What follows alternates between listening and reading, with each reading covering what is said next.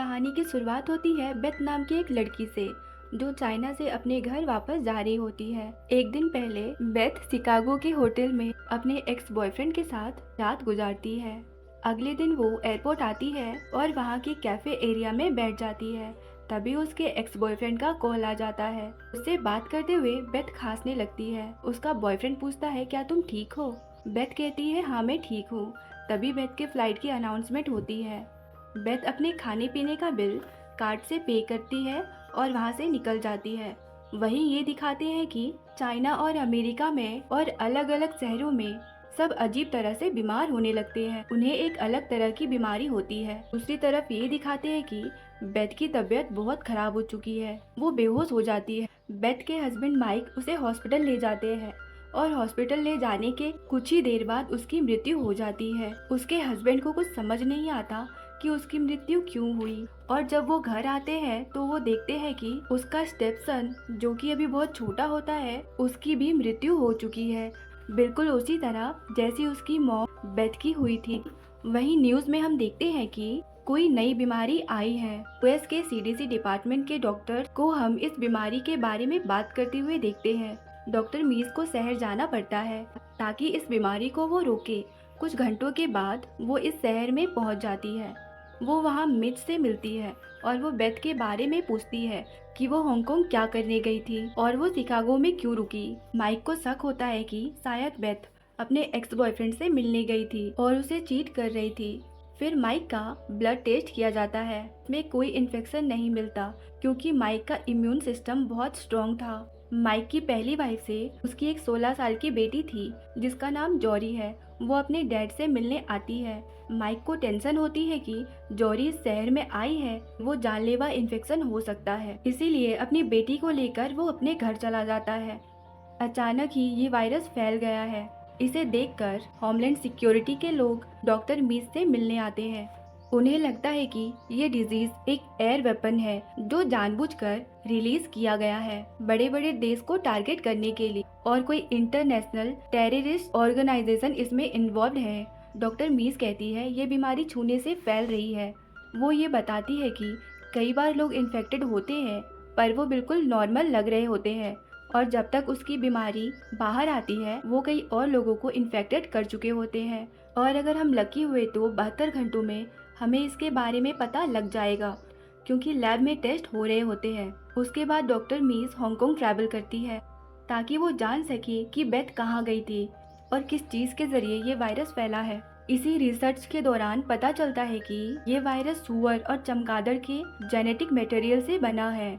वहीं doctors virus पे काम कर रहे हैं ताकि कोई वैक्सीन तैयार हो सके, पर अभी तक इस पर काम नहीं हो पा रहा है क्योंकि जिस भी सेल में इस वायरस को डालते हैं वो कुछ ही देर में मर जाता है, और अभी तक 7 मिलियन लोग इन्फेक्टेड हो चुके हैं। इनके बचने के चांसेस 25 से 30% ही थे। यहाँ पर इन्फेक्शन ज़्यादा बढ़े ना, इसलिए गवर्नमेंट एक फैसला लेती है कि जो भी इन्फेक्टेड सिटी है उनको क्वारंटाइन कर दिया जाता है, यानी कि अब कोई भी शहर से बाहर या शहर के अंदर आ जा नहीं सकता। डे 21 को सीडीसी में डॉक्टर मीस को एक मेल आता है जिसमें इनको पता चलता है कि एमईवी वायरस है जो एचआईवी वायरस से भी ज़्यादा डेंजर है। इनकी रिसर्च चल ही रही थी, मंकी के ऊपर टेस्ट भी कर रहे थे, पर इनको कोई कामयाबी नहीं मिलती। सारी जनता डर के मारे खुद को अपने अपने घर के अंदर बंद कर लेते हैं। फाइनली 29वें दिन के बाद सीडीसी के डॉक्टर्स को इसका इलाज मिल जाता है। अभी भी इंसान के ऊपर टेस्ट करना बाकी था। जो भी इन्फेक्टेड लोग हैं उनकी पहले परमिशन लेनी पड़ेगी और एग्रीमेंट पे साइन करना पड़ेगा क्योंकि शायद उनकी जान भी जा सकती थी। इसलिए डॉक्टर मीस एक तरीका सोचती है, लेकिन इस तरीके से उनकी खुद की भी जान जा सकती थी, पर वो फिर भी ये कदम उठाती है और सबसे पहले वो खुद को इस वैक्सीन का सैंपल इंजेक्ट करती है। वो अपने डैड से मिलने जाती है जो इसी वायरस से इन्फेक्टेड थे। वो मास्क निकालकर उनसे काफ़ी देर तक बात करती है। इसके 2-3 दिन के बाद भी डॉक्टर इस वायरस से इन्फेक्टेड नहीं होती, यानी कि इनका खुद पर एक्सपेरिमेंट सक्सेस हो गया था। यहाँ पर WHO और बाकी ऑर्गेनाइजेशन को ये डिक्लेयर कर दिया जाता है कि हमें वैक्सीन सक्सेसफुली मिल गई है, और पूरी दुनिया में इंटरनेशनल लेवल पर बता दिया जाता है।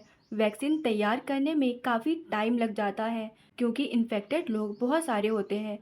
इस वजह से यूएस गवर्नमेंट एक लॉटरी सिस्टम निकालती है कि जिसका बर्थ डेट इसमें आएगा उसी को पहला वैक्सीन मिलेगा और दूसरी वैक्सीन अगले 3 महीने के बाद आएगी। ऐसे ही धीरे धीरे ये वैक्सीन लोगों को दी जाती है और सब ठीक होने लगता है। लोग घर से बाहर निकलने लगते हैं और आखिरी में हमें दिखाया जाता है कि ये वायरस कैसे फैला। दरअसल चाइना में कुछ लोग पेड़ों को काटते हैं और उन पेड़ों में से एक चमगादड़ जाकर एक केले के पेड़ में बैठ जाता है और वो वहां से एक केले का टुकड़ा ले जाता है और उसे खाने के लिए एक पिग फार्म में जाता है जहाँ पर बहुत सारे सुअर होते हैं और वो जो केले का टुकड़ा अपने साथ लाया होता है वो नीचे जमीन पर गिर जाता है और एक पिग उसे खा लेता है और उस पिग को मारकर एक रेस्टोरेंट में ले जाया जाता है और जब कुक उसे बना रहा होता है के मुंह में हाथ डाल रहा होता है तभी उसका साथी उसे कहता है बाहर आपसे कोई मिलना चाहता है और वो कुक हाथ धोए बिना उससे मिलने चला जाता है